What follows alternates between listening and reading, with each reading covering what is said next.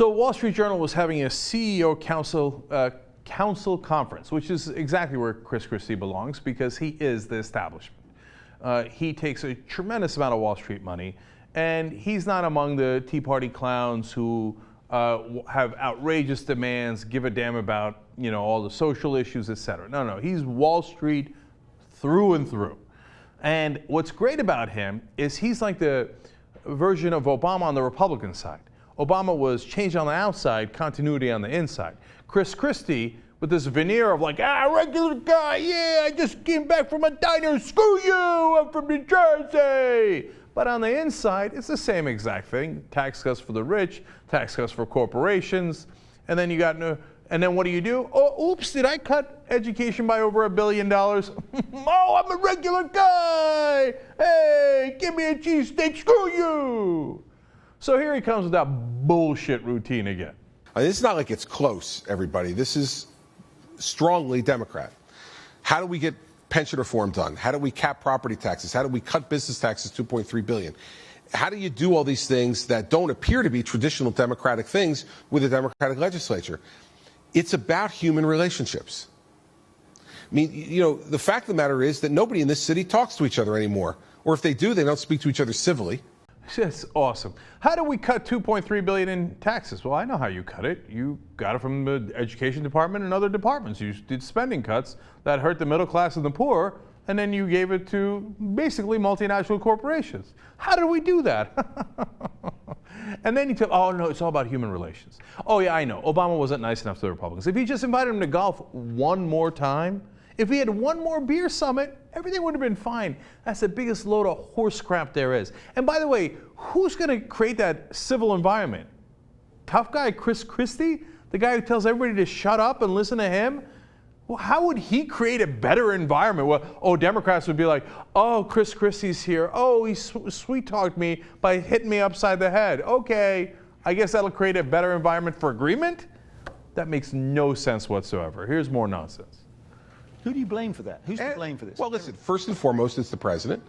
Because if you're the executive, you're the person who is in charge of making that happen. If I wait for the leaders of the state legislature to come to me and build consensus, I'm going to be waiting forever. They're legislators. They're elected not to lead. That's it. Members of Congress, members of a state legislature, they don't have a responsibility to lead, and they always have an excuse if you let them. And so, first and foremost, the president has not, and this is no newsflash to anybody here, he has not developed the relationships that have been necessary on a personal level. God, the mainstream eats that up because that's the thing that they love the most. Don't focus on the money, don't focus on the donors, don't focus on what's really systemically wrong. Focus on, it's the personalities. Oh, it's all a personality conflict. Oh, President Obama, he couldn't talk to the Republicans well enough. It's his fault. It's his responsibility. Wait a minute, the Republicans said no on every single issue. In fact, the only times they said yes is after the president kicked their ass. After President Obama said, oh, you want to shut the government down? Have at it, Huss. Go ahead. Oh, look at your poll numbers. Isn't that a sad day for you? All of a sudden, the Republicans came back around.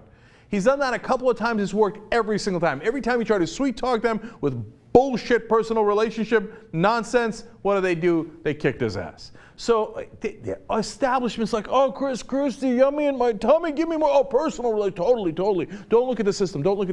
Oh, yeah, it's just, Obama got it wrong, but Christie will fix it. He's the right guy. Tell me more, Christie. Obamacare is a failure. It's always been a failure, and it will not succeed. Just won't. And there are folks. What would you do? How would you replace it? Well, listen, I'm like sitting here and going to go through, a complex issue like that with 16:26 to go. But the fact is, you can have 14 of that. To discuss the future of healthcare. Now, let me tell you something. And with 14, I'm only scratching the surface. and that's the problem. I mean, with all due respect, that's part of the problem with the culture here. Is that somebody thinks that I could solve Obamacare in 14 minutes and solve the health care crisis in 14 minutes. And then I got 30 seconds on, Iran and 22 seconds on Syria, and we'll solve the whole thing. Let's carve it up. These are complex problems. And people are tired of these focus group tested, blow-dried answers that people give that all sound the same. And someone asked me during the campaign, why is it that you get so much attention? And I said, because unlike most politicians, I don't sound like Charlie Brown's teacher. Well, we could... Wah, wah, wah, wah. It all sounds the same. So here's what I'm going to tell you. Obamacare is wrong. It's a failure.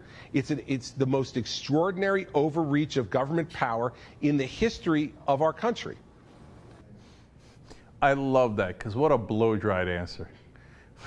Blow something answer, right? Well, I mean, do I have a plan? No. I mean, I can't give you a plan in 14 minutes. All I know is I hate Obamacare. That's what they told me to say. The insurance industry and all the other healthcare industry, we hate Obamacare. Yeah, goddamn Obamacare. Well, what's your plan? Oh, come on. Now, don't be ridiculous. I'm a Republican. I don't have a plan. I just hate things.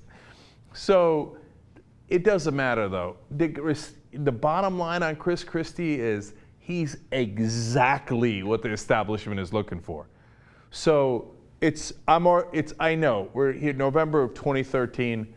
I'm not saying Chris Christie's gonna be the nominee. That's a crazy talk, right? As to figuring out who's gonna be the nominee 3 years from now. But here's what I do know. The establishment loves him. Wall Street and corporate executives will funnel him an endless amount of money. He is the front runner. Now, you can talk all you want about Rand Paul and Ted Cruz and all those guys, and maybe somebody will make a run and maybe somebody else will win, right? But as far as who the political establishment loves, don't get fooled by all the tough talk and Jersey talk. They love Chris Christie because he's the perfect guy to trick the masses into doing exactly what they want. And on the Democratic side, well, that's a no-brainer. We already know it's Hillary Clinton who's the establishment, right?